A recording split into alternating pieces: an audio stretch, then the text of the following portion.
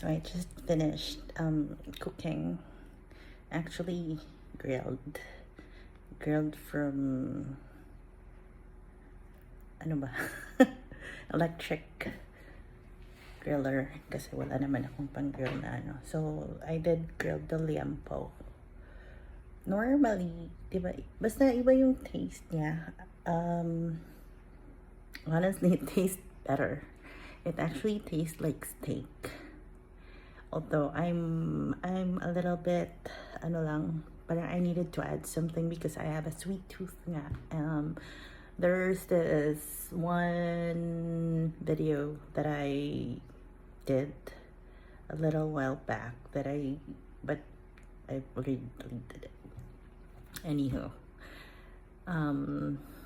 I did mention that I do have a sweet tooth, so kailangan, well, not all foods naman na kailangan sweet, but with the pork belly, it's masarap. Kaya lang, I don't know, I'm probably craving a little bit sweet. Good thing we have this. So it's what is it? Like hickory and brown sugar barbecue sauce. So it's actually perfect. I got it from the US pa, but I'm pretty sure sa SNR or like Sanman Grocery. Sorry, it's just a little hot. That's why. Medyo perspiring ako. Anyway, ang dami ko naman sinasabi. Okay. Ayun. So this will definitely be perfect for the pork belly. And then I made salad kanina. So the salad, the usual, it consists of, well, my salad consists of course, lettuce, pomelo, olives, feta, what else? It's just, well, cucumber. And normally, ang nilalagay ko sa salad, ano yan? Watermelon. Para it has that sweet taste. Kasi hindi ako mahilig maglagay ng kung ano man pa.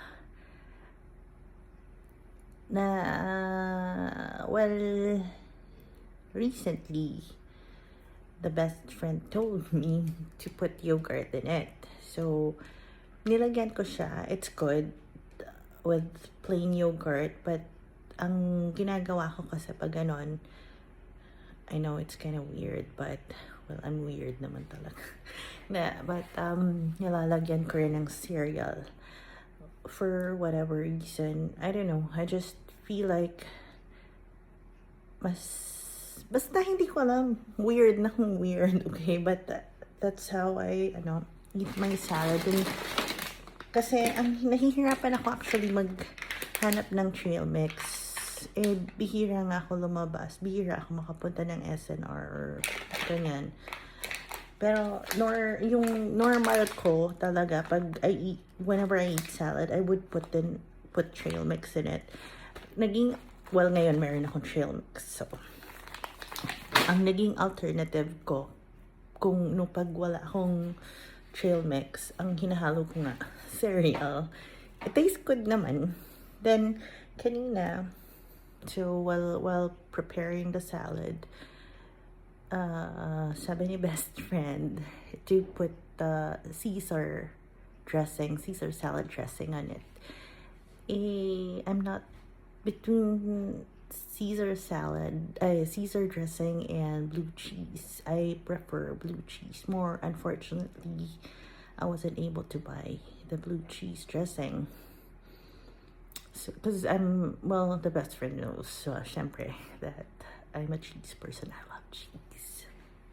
So, siguro yun din yung isang reason why I prefer the blue cheese dressing than the Caesar. So, sabi ko, no, I don't want to put in Caesar dressing. So he was insisting on me putting the yogurt, the plain yogurt. I was like, no, I want something sweet.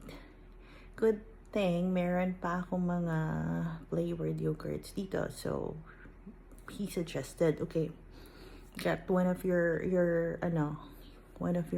yogurts.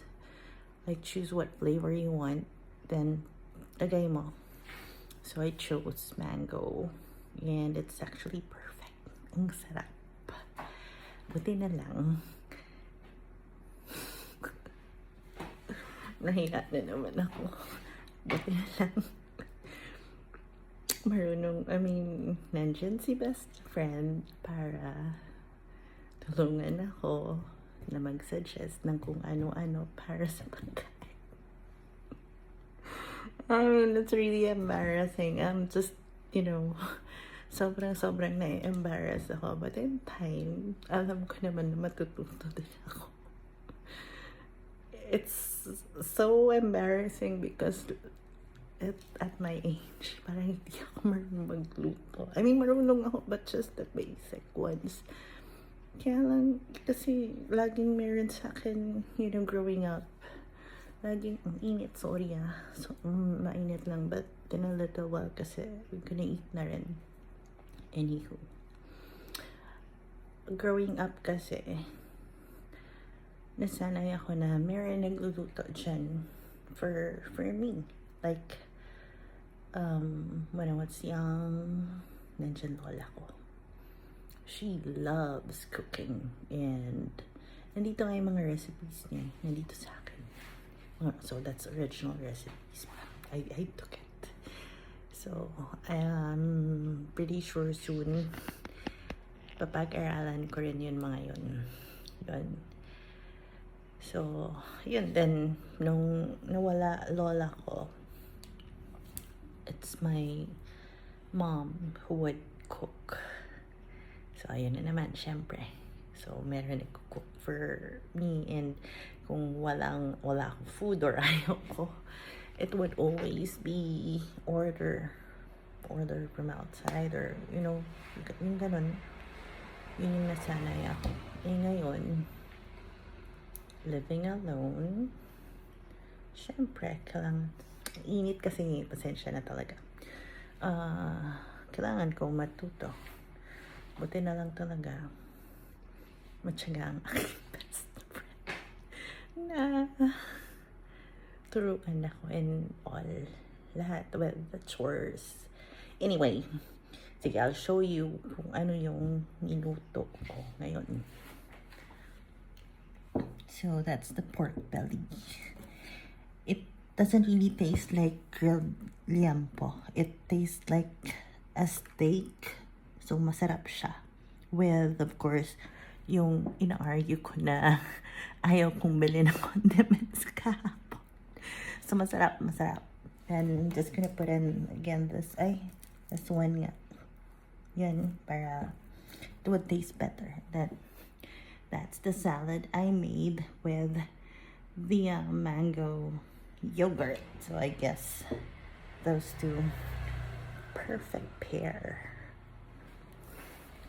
Yun, so eating time na, hungry na.